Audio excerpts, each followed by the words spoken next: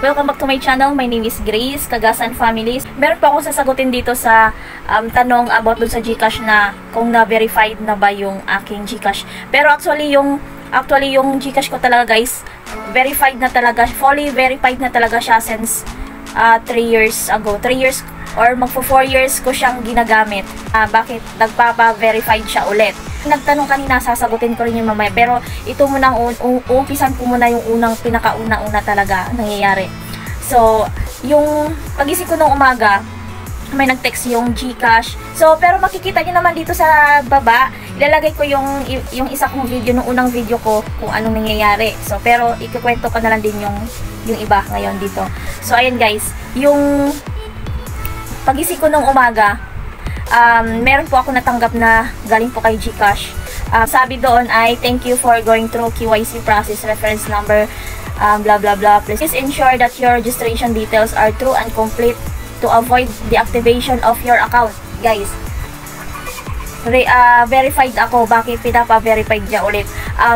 Comment down below guys kung sino yung may case na same case dito sa GCash ko na verified ka naman, pinapa-verified niya ulit.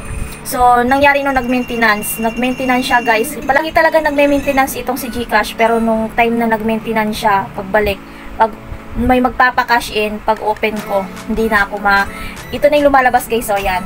Hindi na ako makapag-cash in, hindi na ako makapaglabas din ng pera. So, ayan, ginawa ko, verify ko siya ulit. So, ito lumalabas na after nung verify ko, lumalabas within 24 hours daw ako mag-aantay. So, nag-antay ako ng within 24 hours, wala pa rin. Sabi nila huwag kang mawala ng pag-asa. Ay, nawawalan ako ng pag-asa, kaya na-stress ako 2 araw. So, dumating siya ng 48 hours. Doon na siya nag-congratulations. Guys, ang dami kong ginagawa. Gumawa ako ng ibang account. Ginawan ko ng account yung anak ko, gumawa din ako sa akin kasi naglo-loading kasi kami. Minsan kasi pag umaalis ako, ginagamit din sa anak ko, dapat meron siyang extra account, GCash account. So yan, na-stress talaga ako, halos hindi na ako kumakain. Hindi na ako makapagtrabaho dahil nakatutok lang ako lagi sa cellphone. Dot ako ng dot kung kailan ako fully verified ni GCash. Meron din ako nakikita doon doon sa mismong GCash account, doon sa help center ba yun. Pwede kayo pumunta doon kay Villarica Phone Shop. Nag-verify din daw sila yan. Kung sino yung hindi nakakaalam yan, alam niyo na ngayon. Pwede rin kayo magpatulong kay Villarica Phone Shop. And then, kung meron kayong malapit na Robinson na Globe Center din, pwede rin daw kayong humingi din daw ng doon, magpa-verified kayo, i-concern nyo daw yan. Pero hindi ko pa naman napuntahan yun kasi nga sa awa ng Diyos na na-verified siya. Kung alam nyo kung bakit hindi ko talaga siya tinitigilan. Lagi ako nakaabang sa sa mismong account ko na kung fully verified kasi naka-basic lang po talaga siya. So ayan, ang ginawa ko dito guys ay gumawa po ako ng biometric. So ayan guys, naglalagin po ako na walang gamit na password or PIN. Yan, nag-biometric po siya. So actually guys, nabuksan ko na siya, nakapag-cash in, cash out na ako. And then, i-check ko po kung fully verified na tayo guys. Kasi kanina or nakarang araw ay naka-basic pa tayo. So ayan guys, i-check natin sa settings.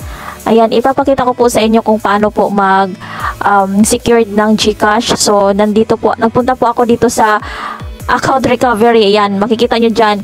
May sinasagutan ako dyan ng mga kung ano-ano ang pinapasagot. Ayan, sinusunod ko naman kung anong nakalagay. Kaya, na-recover na rin po. Talaga napapansin na tayo ni GCash.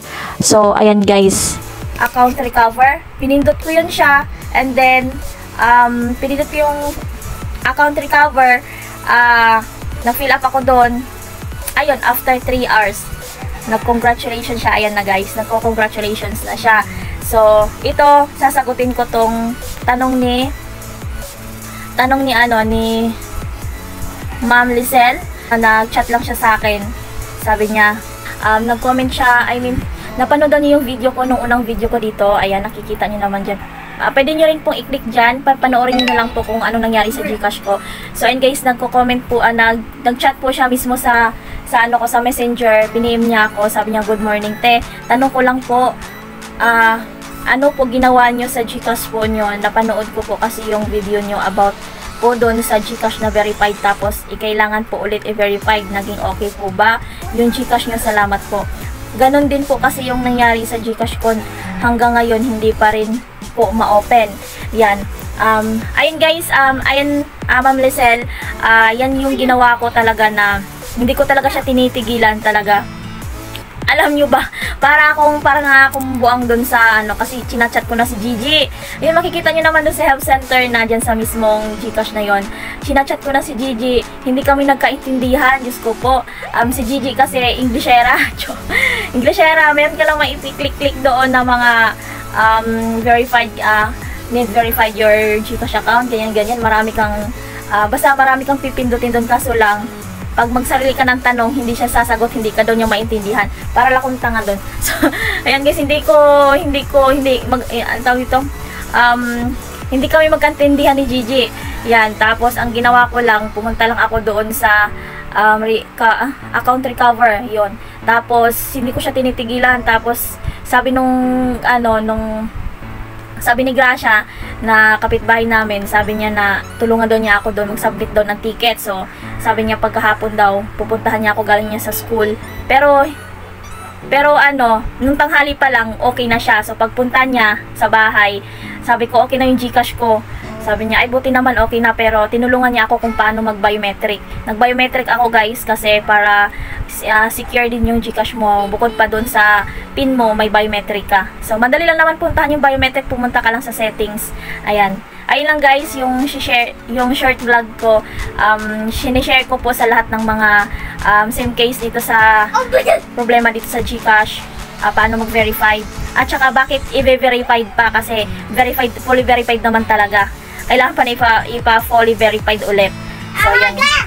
Comment down below guys kung sino yung may ganun na case na about dun sa problem na yon. Ayan guys, thank you sa pagtapos itong vlog na ito.